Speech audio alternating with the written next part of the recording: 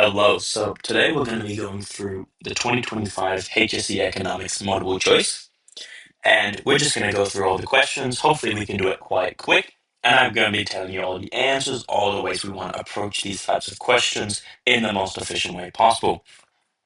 Now, before I start, just want to let you guys know that if you want any tutoring, if anybody wants any one-to-one online tutoring, I'll leave my email in the description below. I've just finished HSC Economics last year, and I got a pretty good mark, and my rate is quite affordable. So if you want any one-to-one online tutoring, make sure to check out the description and send me an email, and we can get in contact. Now, starting with question number one. Country A and country B agree to share a common currency. So what is this? This is a monetary union. Really, you can just eliminate answers if you didn't know that. So it's pretty obvious. It's not a free trade area because there's nothing to do with trade here. We're talking about a currency. It's not a bilateral trade. It's not a multilateral trade either because we're just talking about a currency. And a good way to remember that is monetary. Whenever you're talking about monetary, it's usually to do with the currency, like monetary policy. It's manipulating the currency. Question number two. Which of the following is most likely to accelerate globalization? So if we have a look at our options, reduce labor mobility, that's a big no.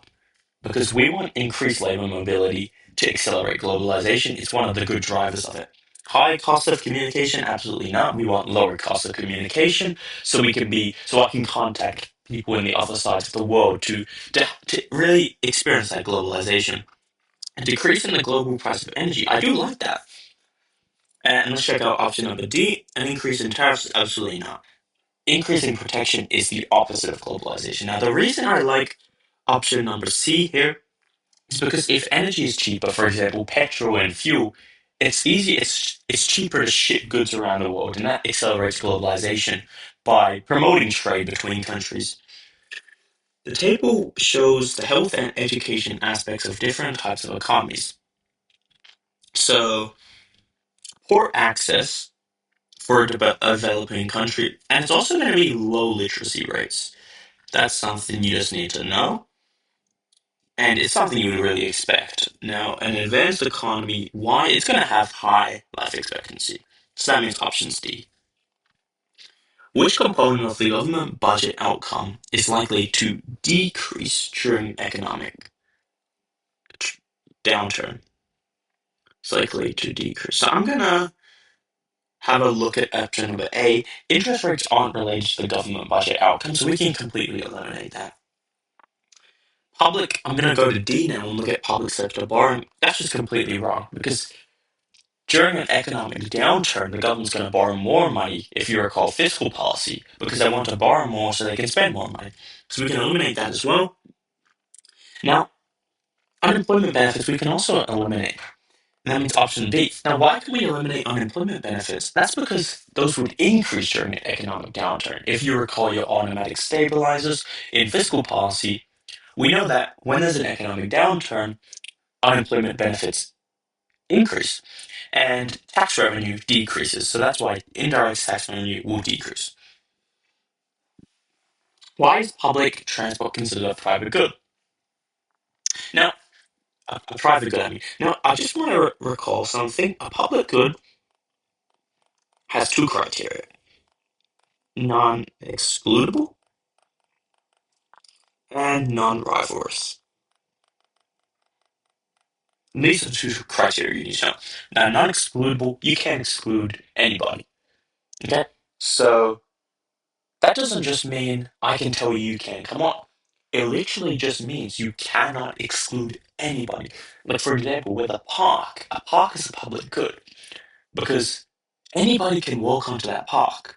It doesn't matter if you pay for that park or not, anybody can walk onto that park. So, when we move on to non rivalrous, that just means one person's use doesn't diminish another person's. And this is a bit of a gray area, but if you consider a park, if I go and use the park, my friend can go and use the park after me. So my use of the park doesn't really diminish his use.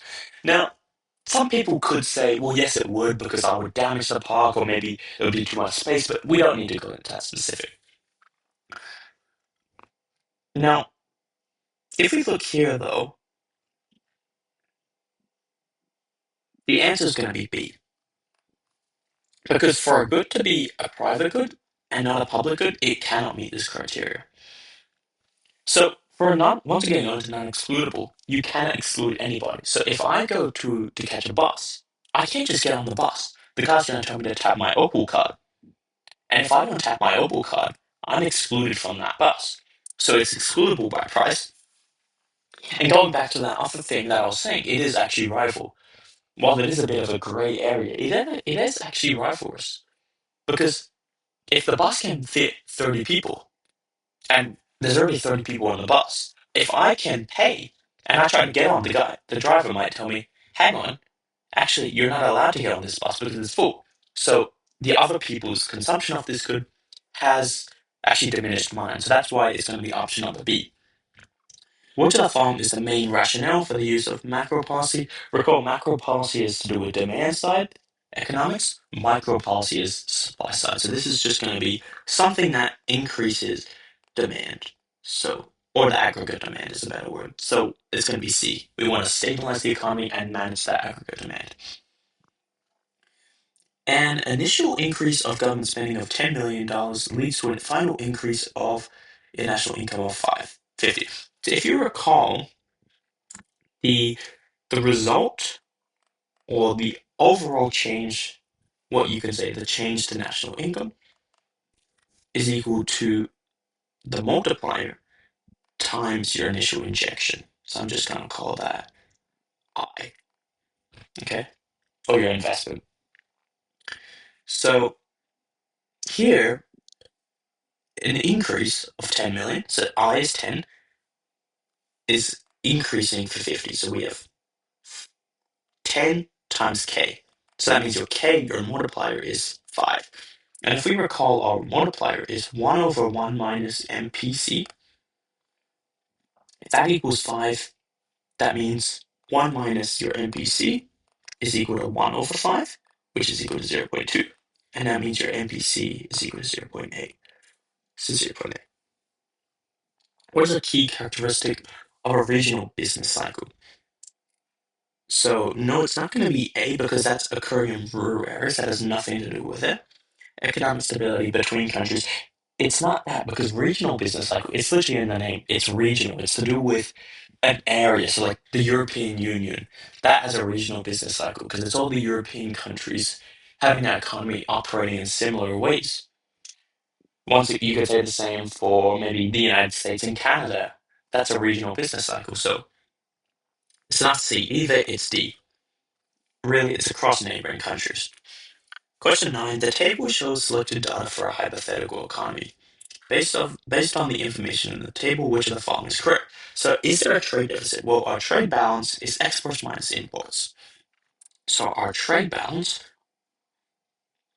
or what we can call it, the balance of goods and services, is equal to 60 minus 50. So this is actually equal to 10. So there's no trade, there's no trade deficit going on here. Okay.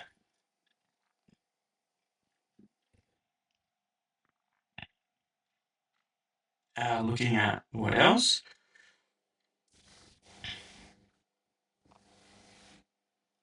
Based on there's a government surplus, so government expenditure minus government revenue. Yeah, but taxation. So the budget is equal to expenditure is minus 10. Because we're collecting 70, we're spending 80, so we're losing 10. So there's a budget deficit, and that means it's option C or D. Now, what are our injections? Injections are equal to government expenditure, investment, and exports. So 80 plus 60 plus 20. 140, that's 160. And our leakages is equal to leakages. Let me just actually write that. So your injections are injections. Let's come over here. Our injections are government spending plus investment plus exports. And that's from year 11 work where we're injecting money into the economy. Our leakages are when we're taking money out of the economy. So when we tax, and when we save. So the imports, the injections are 80 plus 60 plus 20, so 160. And our leakages are imports 50 plus tax 70, so that's 120, plus savings 10, so that's 130. And that means injections are actually greater than leakages in this situation. How is unconditional foreign aid provided by the government reported? And the answer here is it's a debit. Well, firstly, anything provided by the Australian government will be a debit, so we can eliminate the credit and the credit. Now, it's in the current account or the capital account. And the key here is conditional. Okay, so recall that if it's conditional, it's in the capital account, it's in the capital account, and if it's unconditional, it's in the current account. And that's because this comes under net secondary income, which is just like gifts of money. And that's all we're really doing here. We're gifting money to another country. Compared to in the capital account is always like investment. So you have you're investing into something. So we're not investing here. And that's what conditional aid would be. It's sort of like an investment where you have a condition, they have to build a school, so we're investing into that country. Whereas there's no investment going on here. It's just a gift. They can do whatever they want with that money. Which the component, this is cyclical. You just need to know this. Automatic stabilizers are always cyclical. And the reason it's not option D is because it's actually part of the non-discretionary. Question 12, which of the following policies options could use market forces? So market forces, and option is going to be A. Okay, so market forces, whenever it's market, you're looking at supply and demand. Okay? And that's exactly what an emissions trading scheme is. It uses the forces of supply and demand to impact the economy. So now, the reason it's not option B because while the tax could be a market force, for, for example, a carbon tax, we want to reduce negative environmental outcomes. So if you're going to tax electric cars, that's not really reducing it. Seizing the operation, that's regulation. So that's actually regulating them and saying they can't do that. So that's not market forces. We want market forces here. Option D, imposing fines for harmful emissions. I mean, there's just no market forces used here. It's just a straight up fine. So on to question 13. Now, this is an annoying question. I mean, it's an easy question if you know what you're doing, but it's just annoying. So we just need to use the formula that the CAFA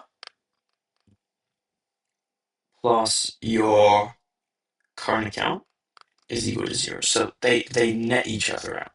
So what is the current account equal to here? Your current account is equal to the trade balance plus the services balance plus the net primary income plus the net secondary income. So let's just add these up. So the trade balance is 20, 20. The services balance is 10. And then we're just going to minus 50 plus minus 50 plus 10. And that is equal to 90. Is it equal to 90? Wait, 20 plus 10, 30, 40. That's equal to minus 10. Okay?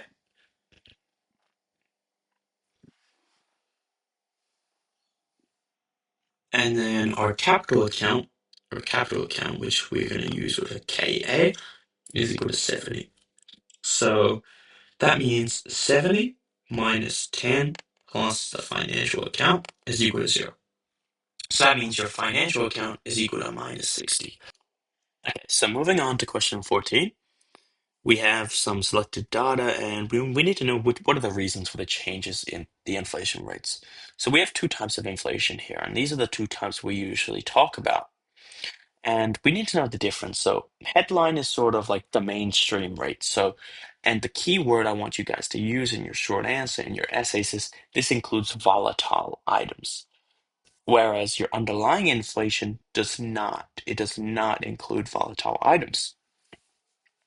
So, for example, if oil prices were to suddenly spike because of just something happened, that would be headline inflation.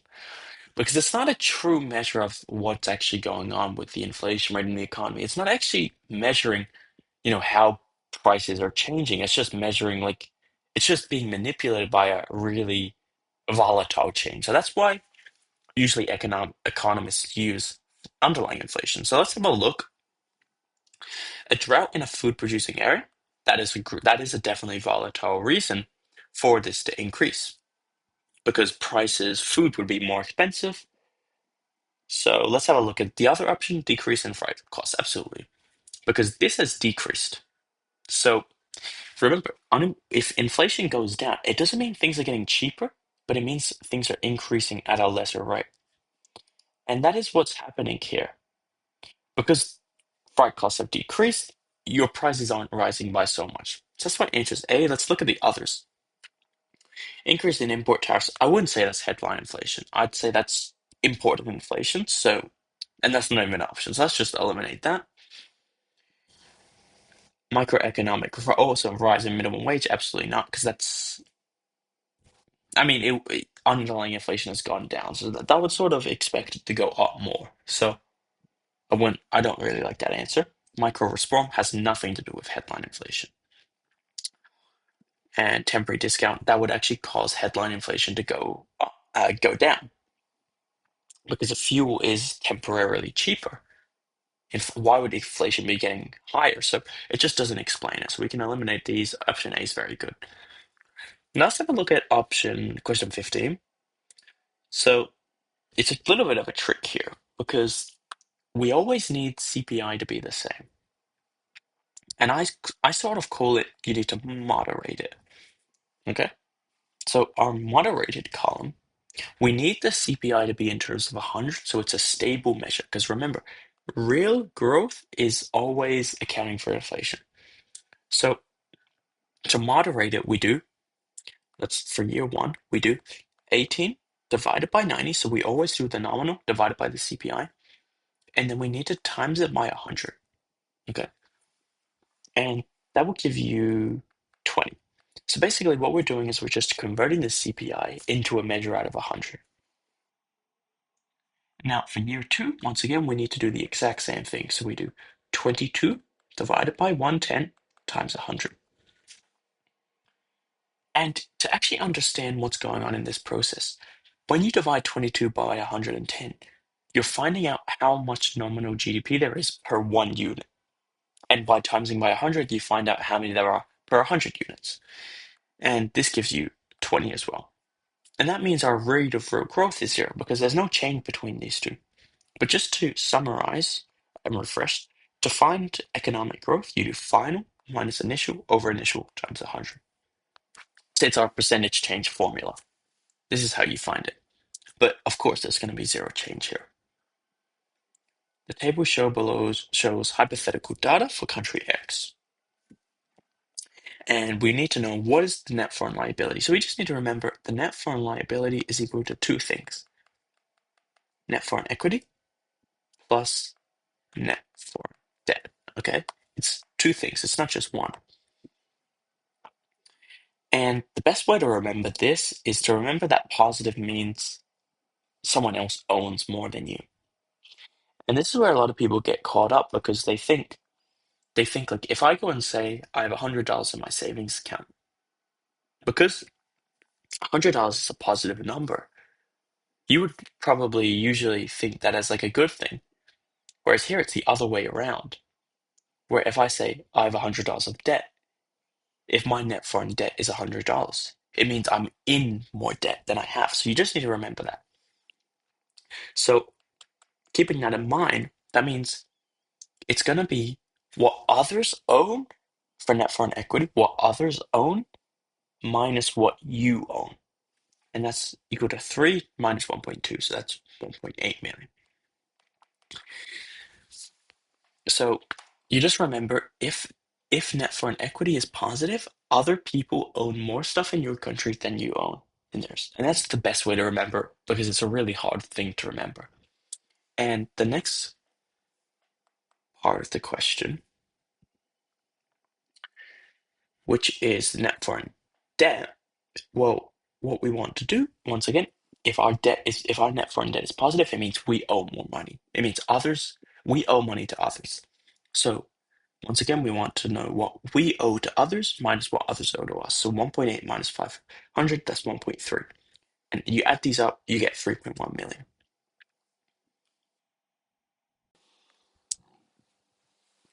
The graph shows the effect of a quota on imported machinery in the domestic market, with the initial equilibrium at X. Okay. So we are here right now. We are here. And the government chooses to reduce but not eliminate. Now, I instantly know the answer is going to be P2. Okay? Because if you look here, this is our market value. Okay? So if there is no quota, this is the value, because this is where supply intersects demand. So if we reduce the quota, remember, reducing a quota is a bad thing for protection. It means you're increasing protection. People think about it like in the same way where we say, I'm going to reduce a tariff.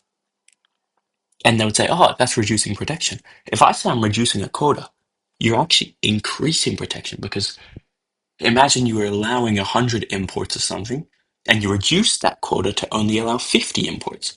So you are increasing the protection. You are limiting foreign competition. So that's why by reducing it but not eliminating it. So if this is eliminated at this point here, and this is having the quota, where do we meet in the middle? It's P2. And that's why that's the answer. This graph shows a recently imposed tariff on imported beef. Okay? Tariff is $10 a unit. Every time you see a tariff, I want you guys to do this. So draw the tariff.